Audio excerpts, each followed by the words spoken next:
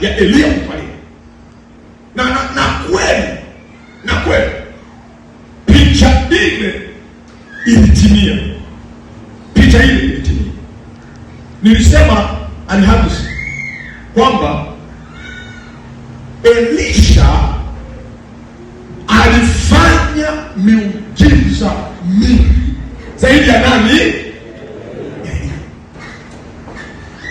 Mwenye upako ni Elia, lakini Elisha alifanya huduma kubwa zaidi ya nani? Sisi anayetupa upako ni Yesu, na Yesu alisema hivi, tukimwamini yeye tutatenda mambo makubwa ambayo yeye alipokuwa hapa duniani hakuwahi kuyafanya. Na ni vile ambavyo utakaa vizuri na Mungu wako, na inategemeana pia nini unaona mbele. Kuna mtu amevunjika moyo, kuna mtu amekata tamaa.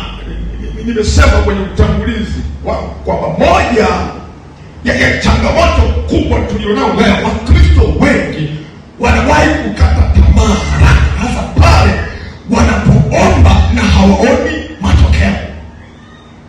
Unafika mahali wanakata tamaa haraka.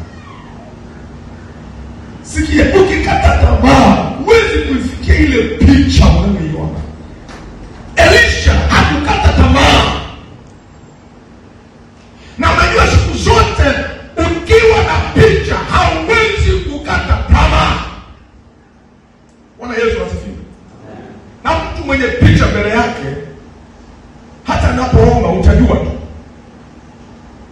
Sasa mtu mwingine hana picha mbele yake, maombi yake Baba Mungu, Baba Mungu, Baba Mungu, Baba Mungu, Baba Mungu, Baba Mungu, Baba Mungu. Hata mwingine baada ya kusema shetani toka kwa jina la Yesu, unasikia Yesu toka kwa jina la Yesu.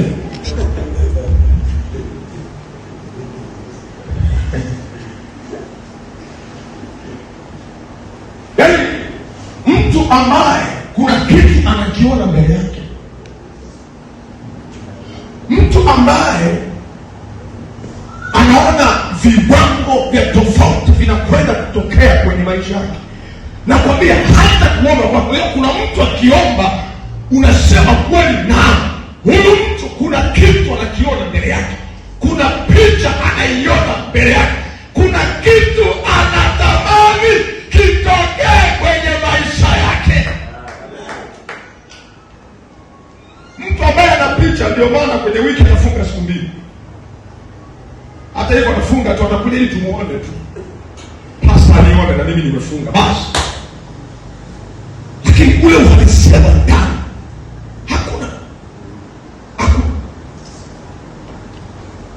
Bwana asifiwe.